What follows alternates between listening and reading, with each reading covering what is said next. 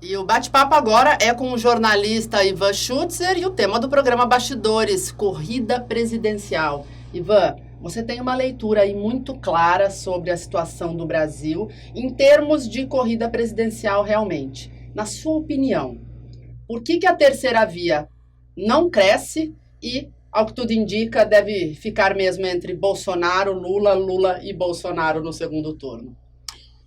Eu acho, né, na minha opinião, eu acho que não cresce a terceira via, porque isso que estão chamando de polarização do debate entre Lula e Bolsonaro, é o que pretendem Lula e Bolsonaro. Realmente eles dominaram o debate e não oferecem espaço para mais ninguém. Infelizmente, eu vejo essa situação sem nenhum otimismo do que vem aí pela frente na próxima eleição presidencial. Ivan, na última pesquisa eleitoral divulgada, estou citando no caso o Datafolha, a distância entre Bolsonaro e Lula diminuiu um pouco, né? Bolsonaro avançou um pouco em relação a Lula e os especialistas avaliam que isso teria a ver com o discurso antivacina, que ele deu uma recuada. Você concorda que no caso do Bolsonaro a pandemia ficou muito pesada para ele, no sentido assim das ações que ele não fez? Também é um dos fatores. Mas essa mudança aí nas pesquisas, que começam a oscilar, os números que primeiramente eram muito favoráveis ao Lula, agora começa a haver oscilação. E eu acho que essa é uma tendência daqui para a eleição.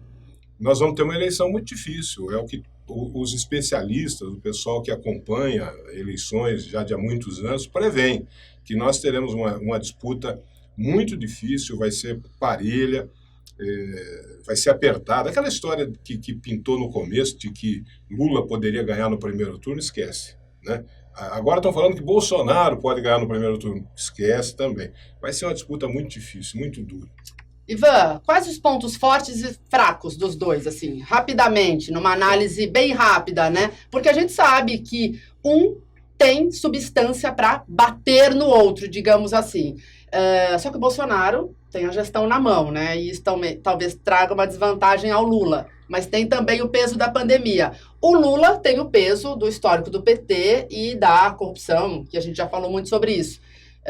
Você acha que vai ser uma guerra ali de troca de denúncias um contra o outro? Eu não vejo ponto forte de nenhum deles.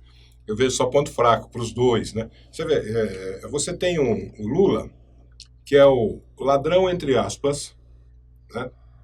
Foi vítima daquele lawfare, portanto, aquelas acusações e dúvidas, né, que existiam sobre ele, nada ficou comprovado até agora. E você tem do outro lado o honesto, entre aspas. Né? Honesto, entre aspas, porque também tem uma série de acusações e suspeitas contra ele que não se consegue provar, porque ele se blindou na Procuradoria-Geral da República, ele se blindou na Polícia Federal. Então, nada é apurado. Dessas denúncias todas, dessas suspeitas todas, nada é apurado contra ele. Veja, nós temos um ladrão, entre aspas, de um lado, com o honesto, entre aspas, do outro. Olha a situação do brasileiro, do eleitor, né? É muito difícil. Alckmin sendo vice de Lula. Cola? Me parece que foi uma tentativa de ganhar força no eleitorado do estado de São Paulo, a entrada do Alckmin. Me parece, né, que foi esse o principal objetivo. E dá um pouco da amenizada naquela crítica que é feita sobre o Lula, de que ele é comunista, de que ele é socialista, que ele vai querer implantar o comunismo no Brasil. Me parece que é uma sinalização para o eleitorado do seguinte: olha, gente, não é nada disso. Eu sou um cara mais liberal, né? Estou ao lado de liberais. Eu acho que é uma mensagem assim para o eleitorado. Vai dar certo ou não? Não sei, vamos ver na eleição se vai funcionar, né? Ivan, por que o Ciro não consegue capitanear as forças da terceira via? Porque aí a gente tem o Dória, que está nessa confusão do PSDB, né? Quis trucar na semana passada, né? Desistiu de desistir. Tem o Eduardo Leite, que também, aqui pelo menos, né, do nosso lado aqui, não é nada conhecido. O Moro também, né, fica nessa, já mudou de partido, agora o partido que ele está também não quer que ele saia à presidência da República, talvez saia senador. E tem o Ciro, que sempre se coloca como um presidenciável e nunca chega lá. faz uma análise aí de toda essa confusão envolvendo a terceira via. Olha, para mim, o mais preparado da terceira via é justamente o Ciro. Ele tem um histórico, né, na política, uma passagem na política como governador, como ministro várias vezes, procurou se preparar para a presidência da República. Eu acho que é o cara mais preparado. Tem uma política econômica, tem um programa de política econômica definido, ele é um desenvolvimentista, ele pretende, pelo que eu já vi ele dizer, pretende implantar um programa de desenvolvimento da indústria nacional. É o mais preparado em termos de programa econômico. Ele tem um discurso de desenvolvimento do país. Porém, a polarização entre os dois, né, um acusando o outro, entre Lula e Bolsonaro, eles dominaram o discurso político e no discurso político não há espaço para se discutir, por exemplo, propostas de políticas públicas para as eleições. Você vê só acusações. Você é bandido daqui, você é bandido dali, e virou essa discussão.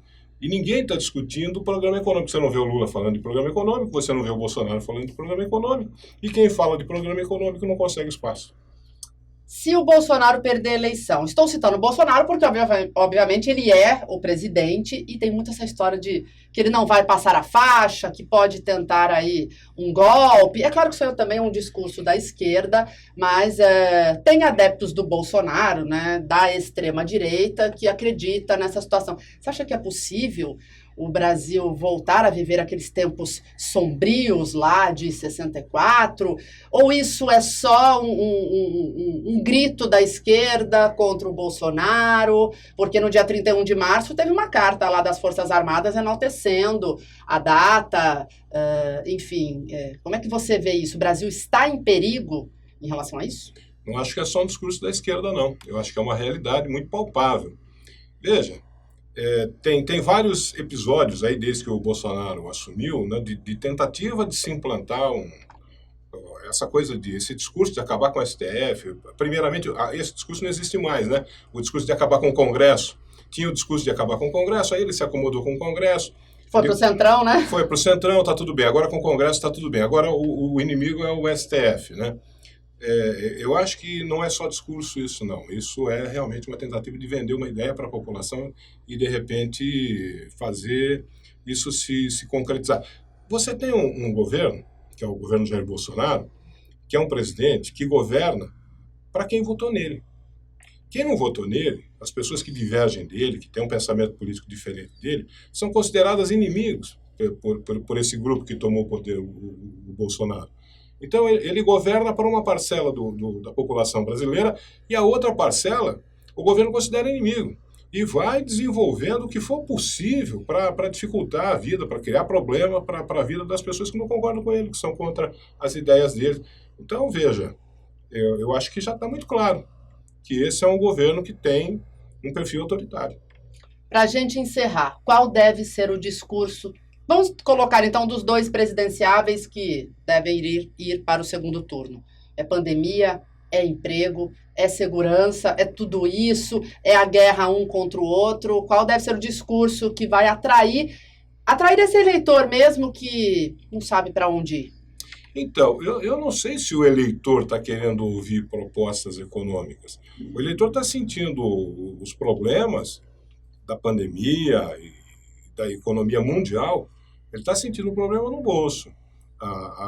O poder de compra da família brasileira foi reduzido a pó. O salário do brasileiro já não compra absolutamente mais nada. Os preços, a inflação comendo solta. Mas o que se discute é aqui ele vai implantar o comunismo no Brasil, nós precisamos lutar contra isso. Não, aqui ele vai implantar o fascismo no Brasil, nós precisamos lutar contra isso. Nós estamos debatendo uma falsa polêmica. Os grandes problemas nacionais tem gente passando fome, tem gente desempregada, quem está empregado está ganhando pouco, não está podendo manter as suas contas em dia. Esses são os grandes problemas nacionais. E a gente não vê nessa polarização esses dois debatendo isso. E quem debate isso? Aquilo que eu já falei sobre Ciro, por exemplo, que é um cara que tem um programa econômico já desenvolvido, ninguém ouve. Eu confesso que eu não estou entendendo muito o que está acontecendo. Não. Vamos orar pelo Brasil, né, Ivan? Olha... Porque isso ajuda. Quem sabe, né? Quem sabe seja essa a salvação.